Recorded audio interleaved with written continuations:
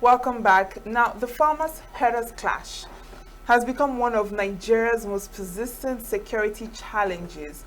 And so we'll be looking at this farmers' herders clash and the cost of insecurity with Aliyu Adamu Kwankwaso. He is the Enugu State Hausa Community Youth Chairman. You're welcome. Good morning. Good morning. Welcome. Morning. Good morning, listeners. All right then. So, first of all, what exactly would you say is the history behind this farmers herders clash thing going on? Okay. Farmers herders, they are like brothers that share the same interests. There are people that are into food production. You can't have a good food without a meat. So, and their clashes has to do with interests, because there are people that their interest has to do with their product. Okay. While the farmer is trying to protect his farm, the herder is trying to protect his cattle. And unfortunately, their interest is being gotten in a one place, that is most times bush, not within the urban area. So that's why the problem starts. So, like you said, it's not something that started today. Even in the Bible, we have them. In the Quran, we have history of where the farmers and the herders clashed. So, but the main thing to look at are the factors which used to result to these clashes. Like I said, it has to do with the interest of control, of seeing that their products are good. While the herder is trying to see that he grazes very well, that his cattle are grazing very well, to be able to look very good, so that he will make profit out of it, or they will give birth to new ones. Okay. The farmer on the other side is trying to have a good harvest. So it's because of that clash of interest. That's why there has been consistent clash between the farmers and the herders. Now, I understand that the two parties are trying to protect their interests. Exactly. But isn't there a way that they can still protect their interests without harming another person's own? Because when these herders come, they graze on someone else's farmland, where you know that this person is intending to get harvest from, possibly to sell or to eat. So isn't there a way to, balance it out so that we don't have this kind of clashes? This has been of a national interest. And looking at even the previous government, the government of Buhari, it has a way of, it brought out so many ways of making sure that this interest coexists. And one of them is the issue of ranching. Ranching, yeah. Whereby the herder will not be moving around, because as far as you are moving with animal, you can't control where he eats and where he will not eat.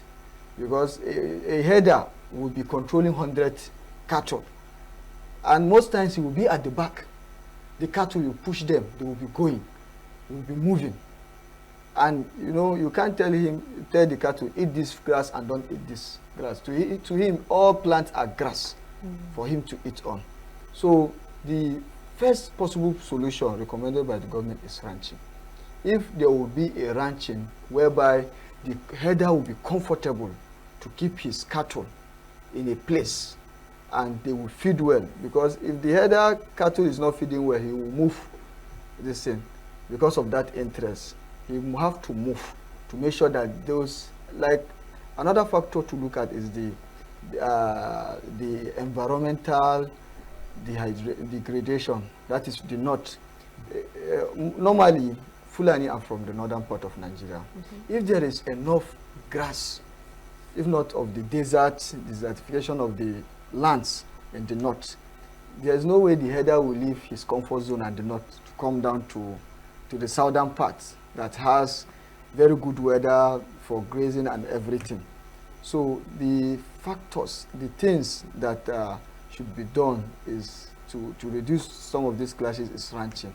so that even if the farmer is coming to the southern part of the country to graze on the soil, but it has to be in a certain area, no, not where the farmer is already farming, because the farmer, you know, the population is increasing. Where you are farming today, you have to increase it because of the demands of the food, and maybe those bushes are where the herders have been grazing before. So by coming there, already the herder man or the Fulani man will now come back to graze his cattle there, and that will affect the farm. So having this ranching put in place by the government, it will reduce some of these clashes. Another thing to look at is the response of the government. If there is any issue that come up, maybe the farmers and the herders, maybe if there is maybe the cattle destroy a farm, if the government is available to listen and okay, you have destroyed this farm, make sure that you pay. That is the security agencies. It will reduce some of these problems we are having. All right then, so let's look at in what ways has the insecurity also affected food production in Nigeria? Because if farmers do not have crops to grow, which means there's a lack somewhere. Exactly. This issue of farmers and herders it has affected food insecurity. I just look at a case study of the Northwest. Northwest with the highest producing states, that is food producing state in the north. In Nigeria is the northwestern part of Nigeria, and that is Katsina, Kaduna, Zamfara, Minna, Sokoto. I'm telling you that in most of the villages now, farmers cannot go to farm because the herders now turn to, most of them turn to bandits. You know, there's difference between a herder and a bandit, a Fulani bandit. A Fulani bandit is taking advantage of the clash between the farmers and the herders to now use it to be a source of kidnapping people, killing people, just to control a certain place, so that he will just tell you that he's grazing here, whereas the purpose is not for grazing. You can see that some of the kidnappings are those bandits. So it's causing a lot of tension. Farmers cannot comfortably go to their farm. And like I said, this farming cannot be done in the urban area. You cannot farm in the urban area. There's no way the urban area can produce food that will be enough. Food must come from those villages. And if there is insecurity in those villages, a farmer cannot comfortably go to his farm, farm his goods, farm the product there, and during harvest you come and harvest food peacefully, then it will result to shortage of food. And that is the reason why there have been food shortage and the increased prices in food. Now, from what you've mentioned, you've already made it clear that most of these herders are Fulani, of the Fulani extraction. Yes. Now, how does your community, particularly the outside youth in Enugu, because you know when these issues happen, it's usually that demographic of people that everybody is looking to because of this. How does your community perceive this conflict? How does it affect you as a community? I will rightly tell you that it's affecting us because people, like I said, tend not to differentiate between the common Fulani herders and that of the bandits, Fulani bandits, the kidnappers. So it affects us socially because if not for the good relationship we have with the indigenes of Enugu or the southern part of this country, there's no way a common Hausa man or a Fulani man will live peacefully. He will tend that each time he's around, maybe there is something bad that may likely happen. So, but having good people in governance, most especially our hardworking and good Governor Peter Mba, we have this common relationship with the government of the day, whereby that has helped to mitigate some of these issues that has to do surround with the Fulani issues. Like an example is our leader in the Hausa community, Sarki Abubakar Sambo. He has been appointed as Senior Special Assistant to the Governor on Special Duty. That alone shows you that there is good understanding between the Hausa community, that's the Fulani, because let me tell you, there's no way you can, it's Hausa Fulani, you can't even differentiate Hausa or Fulani because we live together with this, but there are bad ones. You can't, we have to make it very clear. There are bad ones amongst us that cause some of this problem. But with the good relationship with the government, I'm telling you that we are doing everything possible to make sure that those bad ones are being fished out and punished.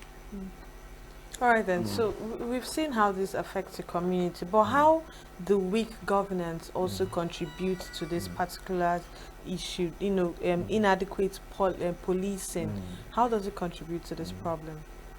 Yeah, you know, Nigeria has a general security issue, and every part of the country have its own peculiar problem. Like the problem happening in Borno that has to do with Boko Haram, we don't have it here.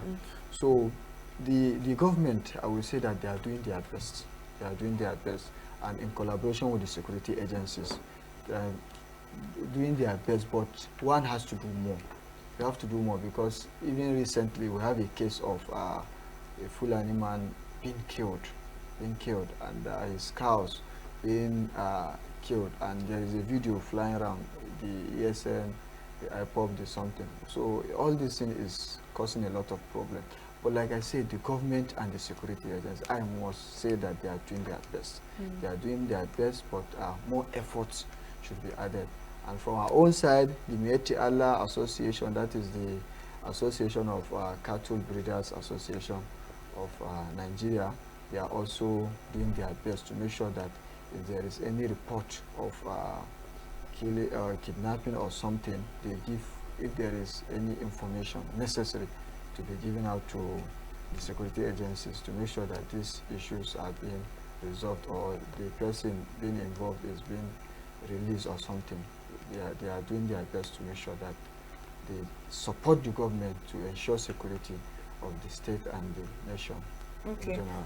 Now, since you've mentioned Enugu and what the government is doing, I just want you to, because you've mentioned the issue of ranching as a solution to this problem and the likes, but what has been done so far that is promising to reduce these clashes? I mean, you said that they are doing a lot, enough, but more still needs to be done. Now, from what they have done, can you just tell us so far, what are those things that have helped mitigate this farmers' herders clash in Enugu State?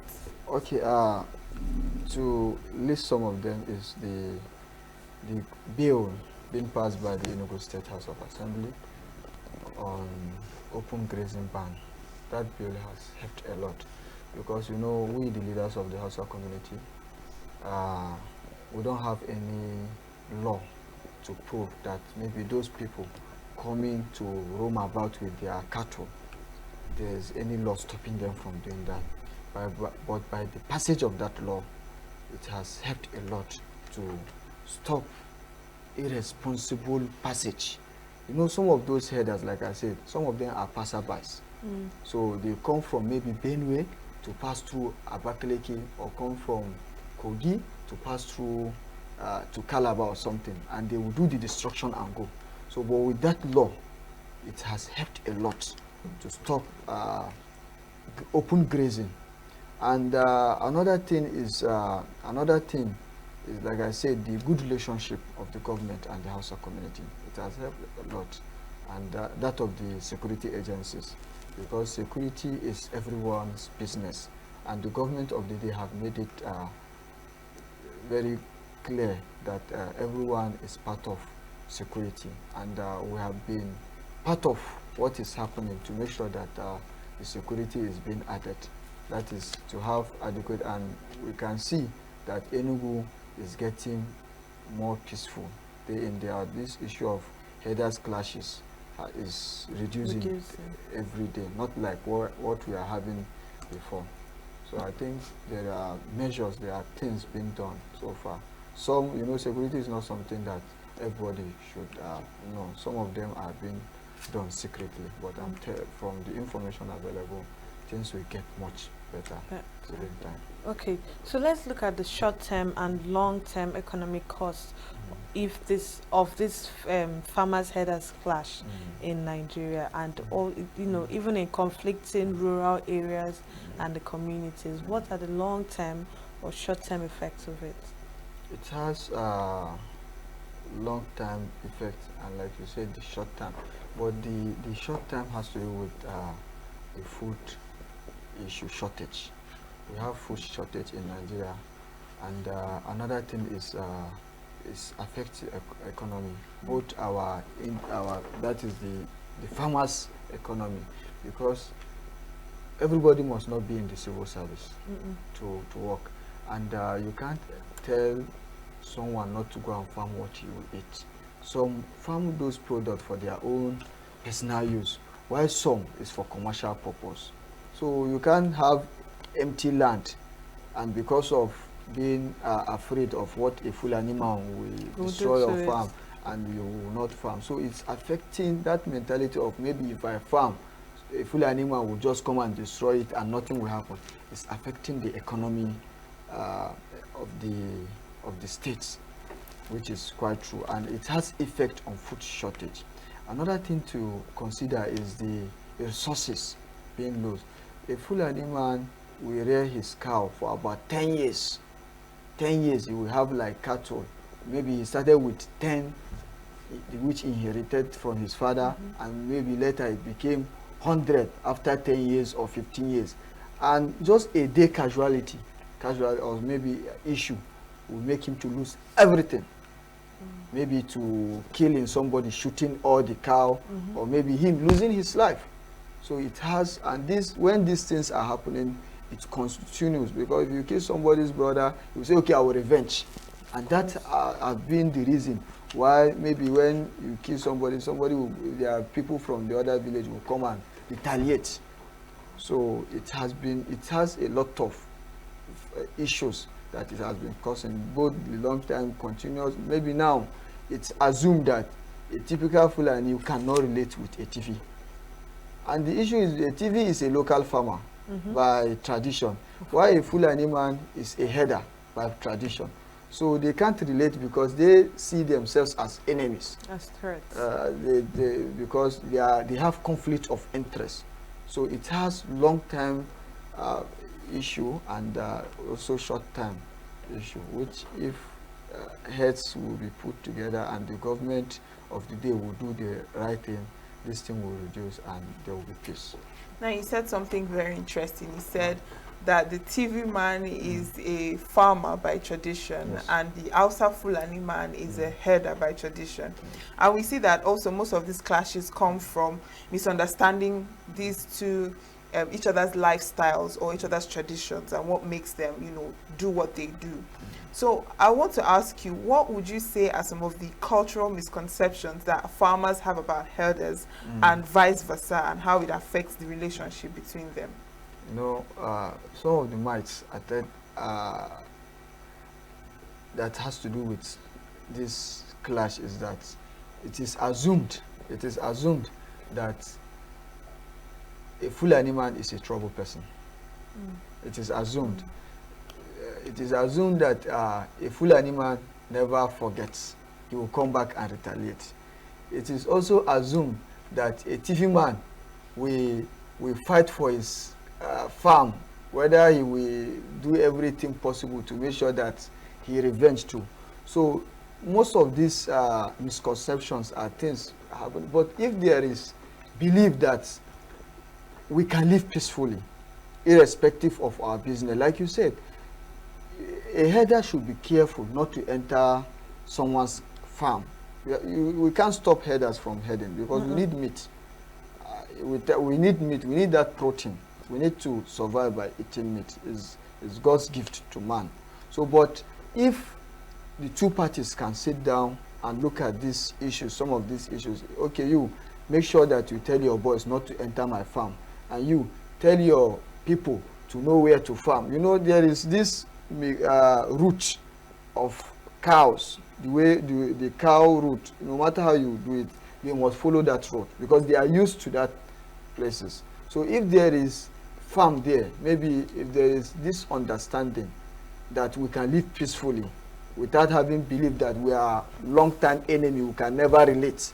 If there is this agreement that we can live peacefully, the herders can graze peacefully, and the farmers can farm peacefully without having that issues that it must happen. Because what the misconception is that people believe that a Fulani man will always be a troublemaker. He can never change.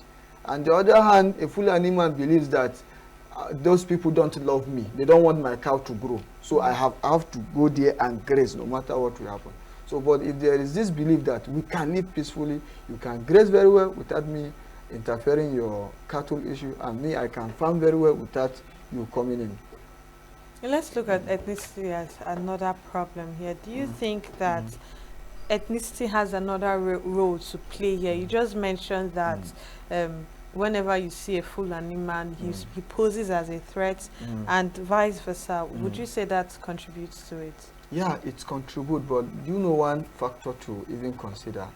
Do you know that the effect of this Fulani issue has more effect in the north than here? Because in the north is where we have most of this banditry something. Yes, there are places that you can't even go to within the north. So it has nothing with, the main thing to look at is the interest. As far as the interest of the Fulani man is there to protect his cow, and the interest of the farmer is there to protect his farm, the clash will be there. And the farmer might not be from the southern part, it can be his neighbor in the north. So the thing is just to consider, is not, it has nothing to do with ethnicity. It has to do with interest. If an Igbo man can be a header, it can be a header. We have Igbo men that are into cattle business now. We have Fulani men that are into farming. So anybody can interchange in one's business. But it is assumed that traditionally it's a Fulani man that is a header, and it is assumed that other tribes, the Igbo tribes, the TV tribes, the Birom tribes, the Yoruba community, and the Hausa community are farmers. So it has nothing to do with ethnicity, rather it has to do with interest. Yeah, but I also want to clarify something from you. You know, talking about these misconceptions that you've mentioned, do you think that because most of these misconceptions don't just come from thin air, they started from somewhere. Something must have happened at some point to make the Hausa man see the TV man as whatever, and the TV man and then as generations and the years go by, that tension grows and grows to what we have today. So what would you say at the bottom of this misconception and misunderstanding? What would you say is the root of this problem? The root of the problem has to do with the belief that the farmer don't want my cattle to grow, and the cattleman believe that the farmer, that is the farmer himself, believe that the cattleman don't want me to farm. So that has been the root cause since day one. And like I said, they operate in the same place. It's control, it's having people trying to control a certain area of land or bush. So it's a long issue that cannot be stopped. There's no way you can stop this Fulani farmers issue. Let's just be sincere. But there are ways to reduce it. And the ways to reduce it has to do with coming together to talk about the problem like we are doing now, and making sure that there is peaceful. And if there is any destruction on the farm, let the Fulani man pay. If there's any harm from the farmer to the cattle, let the farmer pay. If such things will be happening, it will stop those issue.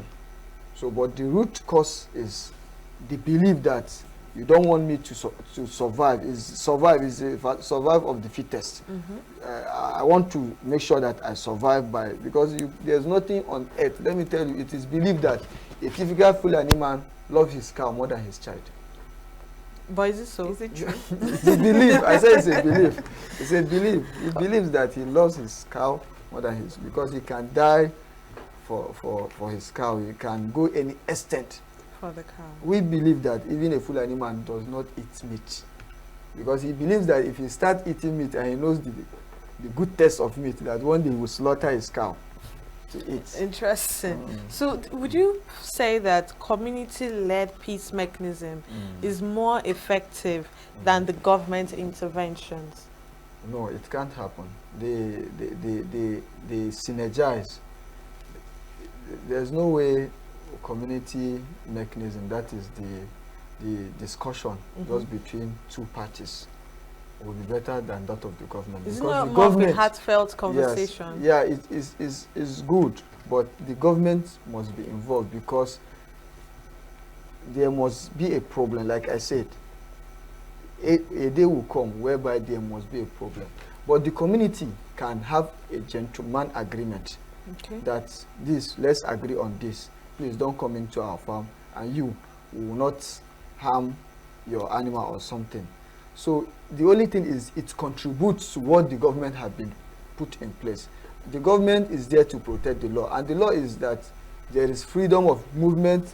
Likewise, there is freedom to own property and to farm. The law guides the farmer to farm, to get source of living as far as it's legal. So the government is there to make sure that they protect those interests. So rather, it's not like the community is doing better than the government. Rather, they are working together to make sure that the policy being put in place by the government is being practiced. All right, thank you so much, Honorable Aliyu Adamu Kwakwaso. Thank you for joining us this morning. Thank you for having me. So you're welcome. Our conversation was on farmer headers clash, cost of insecurity, and of course, Aliyu did justice to this particular topic, if you ask me, speaking from his own point of view and how it affects them, their community, and also the way forward is just for us to put our hands together and make things work for us and for Nigeria. Thank you once again for joining us. Thank you for having me. All right, then, we'll go on a short break and we'll be back. Every second, every minute, every day, news is breaking, events occur, and there are new developments. At Signature TV, we follow these stories objectively, bringing all sides without bias, explaining the complex issues, breaking down the numbers, and investigating the issues behind the news. Anywhere and everywhere, near or far, wherever the news is, we will be there. Signature TV. News in your pocket.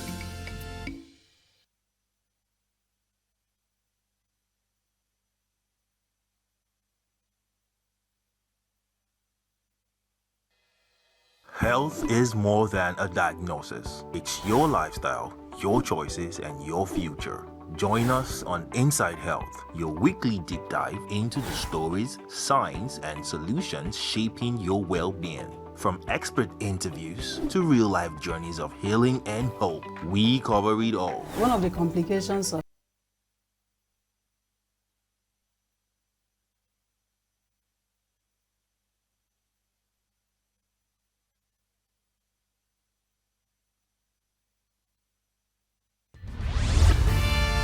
We are local.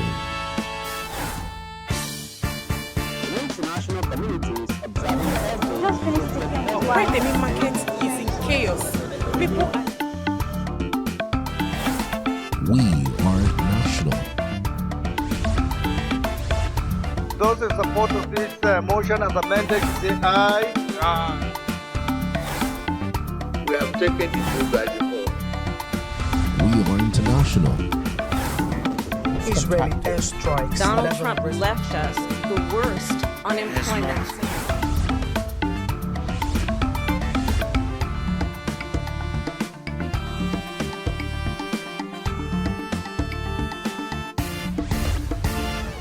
Signature TV, news in your pocket.